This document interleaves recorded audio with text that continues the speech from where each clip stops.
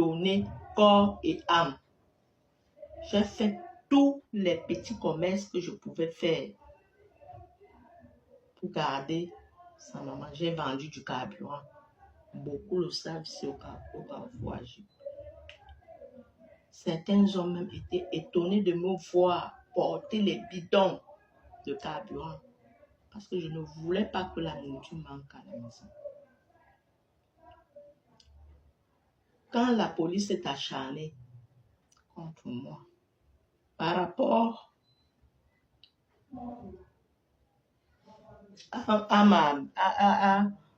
au carburant que je vendais, on m'a tout pris. Je suis restée comme ça. J'ai demandé à Belka qui était déjà en Europe, s'il te plaît, tu peux m'aider? S'il te plaît, donne-moi un peu de quelque chose pour que je continue. Il ne m'a rien donné. Je me suis battue. J'ai pris l'argent chez les locataires que mon père m'avait laissé. Je prenais l'argent là. J'ai concocté cet argent et j'ai commencé un nouveau commerce. Le nouveau commerce, c'était quoi? C'était le câblage télé. Les gens m'ont vu câbler les maisons ici pour avoir de l'argent. Alors, j'ai fait comme je pouvais. Les enfants tombaient malades. Sa maman tombait malade. Mais je n'avais même pas un radis qui venait de la France pour s'occuper de sa maman. Il revient au Cameroun pour la première fois en 2006. Il trouve dans un macabre terrible. Je veux dire, la maison coulait partout. Les plafonds étaient tombés et tout et tout. Je me débrouillais comme je pouvais. Quand il pleuvait, c'était la course à la mort. Il fallait mettre les assiettes, courir, aller verser de l'eau et revenir. Toujours, c'est tout ce que je faisais. Alors, M. Belka arrive au Cameroun pour la première fois. Après 6 ans, il veut aller dormir à l'hôtel. Je demande en Koti, parce que c'est Koti et moi et une de mes filles sommes allés le prendre, l'accueillir à l'aéroport. Qu'est-ce qu'il fait? Il nous dit qu'il va aller dormir à l'hôtel. Je dis en Koti, non. Parle à ton fils, qu'il vienne voir au moins l'état de la maison où je vis avec sa mère. Avant de rentrer à l'hôtel, Koti me dit, ma fille, tu as raison. Papa Koti va vers lui et lui dit que tu vas dormir à la maison. Il faut que ta maman te voie. C'est ainsi qu'il vient, il dort, il constate. Je lui dis que papa, comme tu es venu pour un spectacle, pardon, change. Le côté de maman même est déjà presque tombé. J'ai même peur que la toiture se renverse sur maman. S'il te plaît. Il fait. Il le fait. Après, ce qui m'a étonné sur Belka Tobi, c'est que il a de l'argent, mais il ne peut pas mettre la famille à l'aise. Alors, je lui ai parlé. Monsieur Belka, comment est-ce qu'on peut être dans la maison? Tu viens d'arriver, tu ne peux pas faire. Oh, je n'ai pas l'argent, je n'ai pas l'argent, je n'ai pas l'argent. Je continuais à travailler pour la maison. Je travaillais pour la maison. Et un jour, M. Belka prend ses valises, il rentre en Europe. Il me laisse avec les factures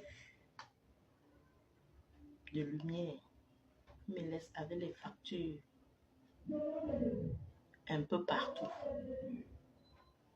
Il me demande, va prêter l'argent pour ceci, va me prêter l'argent. Mon argent ne suffit pas, je dois rentrer.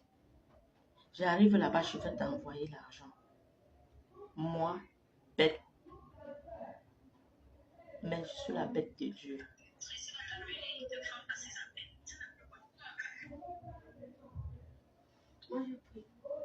Alors, dès que il s'envole, monsieur ne me rembourse pas. Il me laisse avec les factures de 90 000 électricité. Il s'en va comme ça.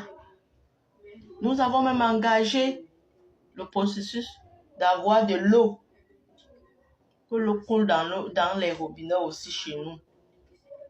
Monsieur Belka a commencé. Il m'a abandonné avec. Je me suis battue. J'ai mis de l'eau à la maison.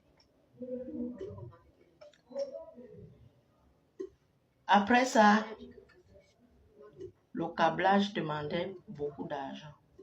Parce qu'il fallait on voulait reconnaître le travail de câbleur. Il fallait faire un ONG.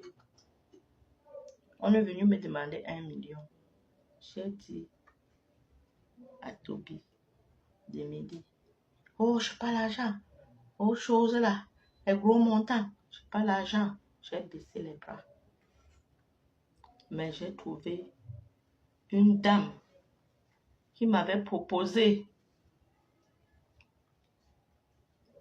d'aller vendre, d'aller faire la cuisine dans son restaurant à Bonanjo. Je vais là-bas parce que je ne peux pas, avec les enfants, je ne peux pas rester sans rien faire. Je vais à Bonanjo, je commence mon boulot là-bas. 3 semaines plus tard, il se rend compte que je travaille pour une dame. Je fais la cuisine pour une dame dans son restaurant. Il me demande, pourquoi tu fais ça? On te paye combien? Je lui dis, pour le moment, c'est un début. Elle m'a dit 50 000, mais avec le temps, ça va rentrer. Et c'est dans ce restaurant que je rencontre, un sous-préfet parce qu'il adulait mes mains. On échangeait tout le temps. Sa fille, Tracy, vient à la maison. Sortant de chez son homme, on la maltraitait là-bas. Alors, je prends sur moi, je lui dis, laisse l'enfant ici. Cherchons à la mettre. Et on ne mettait pas, l'enfant là n'allait pas à l'école. Je lui dis, je vais récupérer l'enfant. L'enfant va rester avec moi. Alors, paye l'école de l'enfant. Belka m'a donné l'argent pour que j'introduise l'enfant au CNML. Je suis passée par ce préfet pour introduire l'enfant ici. Alors, c'est comme ça que je vis, je mène ma vie avec les enfants. Monsieur est à Paris, il joue sa vie là-bas, il cache, il joue, il cache. Mais il me dit tout le temps, il n'y a rien, c'est dur, c'est fort, ça ne donne pas. Jusqu'au jour où je me rends compte que sur mon dos, il y a un bébé. On m'amène 3 heures du matin, ce bébé ici, de 10 mois, que j'ai gardé jusqu'aujourd'hui. Cet enfant a 14 ans. Cet enfant fait la classe de 3e anglophone. Comme ça ne suffisait pas, quelques années plus tard, il me ramène les jumeaux. Je sortais d'un Covid où j'étais à 85% atteinte On m'a imposé les jumeaux. Je n'ai rien dit. J'ai fait de mon mieux avec les jumeaux. Mais les injures, à tout moment, les problèmes, quand il vient au Cameroun, il doit créer des problèmes. Il doit créer des problèmes pour fuir les factures qu'il ne paye pas. Je dois rester pas derrière, me débrouiller et payer. Alors, c'est comme ça que j'ai vécu avec ce monsieur jusqu'au jour où, au mois de, en 2020, fin d'année 2024, ma fille me dit, elle est enceinte, elle me dit, maman, moi je suis très loin à Bonabéry, dans le bas fond de Bonabéry. Sortir de là avec la voiture, c'est des problèmes pour moi. Trop de secousses. Et bientôt je dois accoucher. J'accouche par césarienne. S'il te plaît, maman, est-ce que je peux venir pour quelques jours chez vous pour finir avec mes examens prénataux avant de rentrer, attendre le jour J.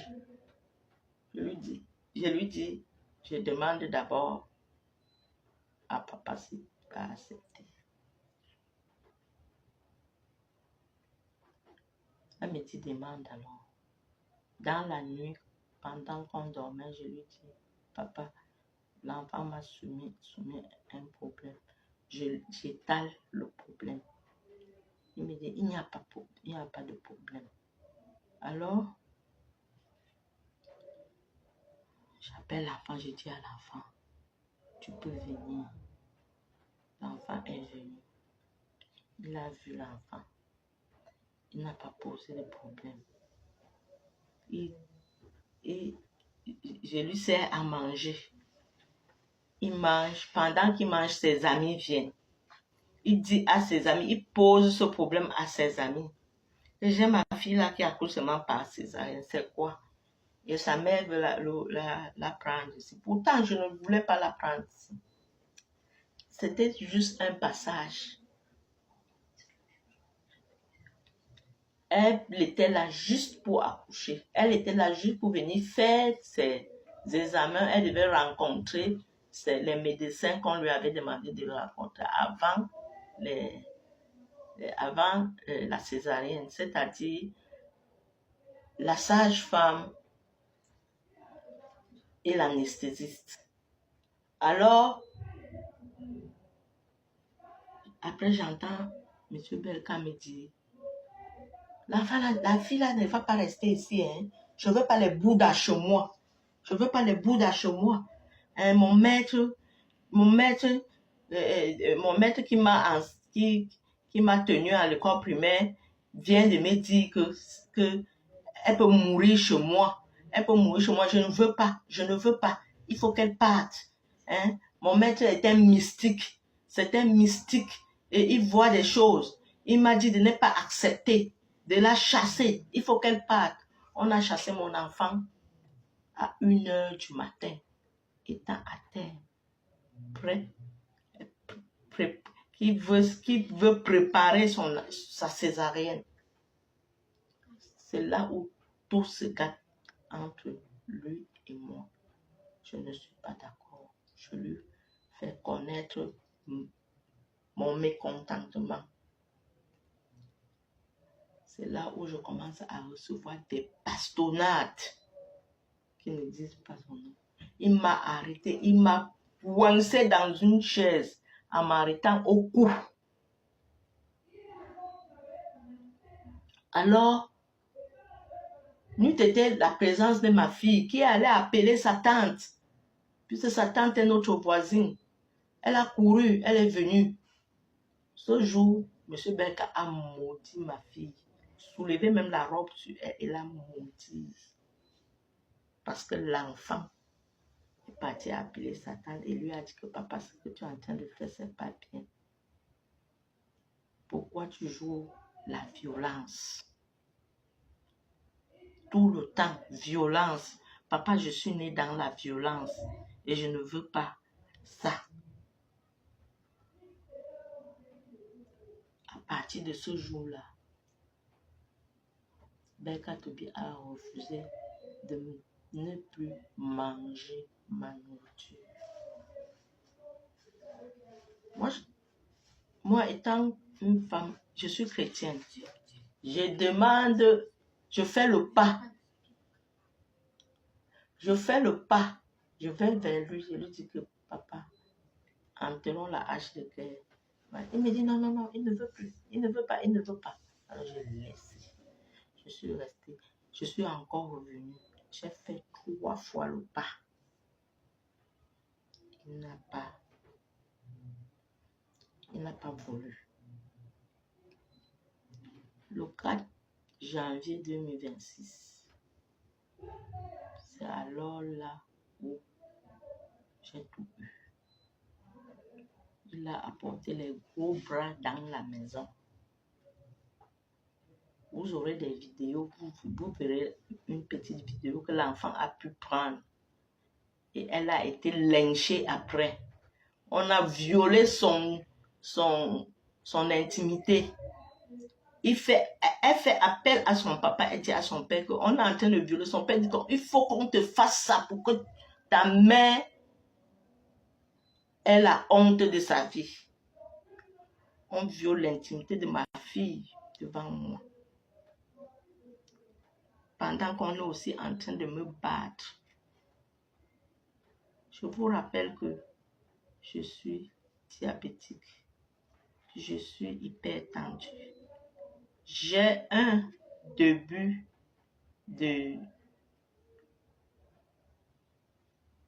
d'insuffisance rénale. Je suis même handicapée de la main gauche. Ça fait 2 ans. Mais tous les jours, on me rappelle dans la maison, si tu ne peux plus rien faire, si tu ne sers plus à rien, il faut me laisser prendre une autre femme qui s'occupe de moi. Mais on ne peut pas s'occuper de moi. On n'a plus mon temps. Vous connaissez comment les médicaments de diabète sont. Vous connaissez comment les médicaments de cœur, parce que j'ai même mal au cœur. Je n'ai même pas seulement l'hypertension. J'ai mal. Je ne sais pas. J'ai très mal au cœur. Mais le monsieur me malmène, m'humilie, me chosifie devant ses maîtresses, devant ses copines. Je dois préparer pour ses copines, sinon c'est des problèmes. C'est après même que je me rends compte que c'est une de ses copines. On me raconte des histoires dormies debout.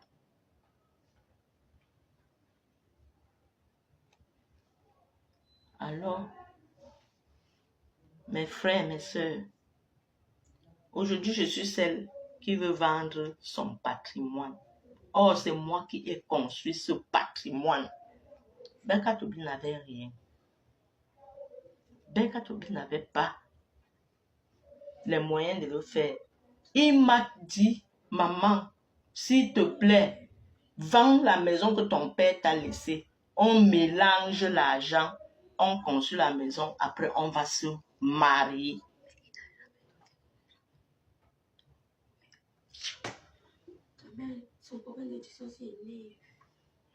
Alors, je mets l'argent, il ne me donne pas l'argent pour qu'on construise cette maison. Aujourd'hui, il est en train de me mettre dehors. Il dit que je veux vendre son patrimoine. Qu'il apporte les gens à qui j'ai proposé son patrimoine pour vendre, les témoins, les causeries que j'ai eues avec ces gens-là, qui ressortent ça, que j'ai voulu vendre ce patrimoine. Moi, la seule chose que j'ai dit à M. Berka, c'est que si tu veux plus de moi, tu me dédommages. Je pars. Je ne suis pas là pour faire la guerre. J'ai eu des enfants avec toi. C'est vrai, j'ai fait un seul enfant, mais j'ai eu des enfants que tu m'as apportés et que j'ai élevés avec tout l'amour.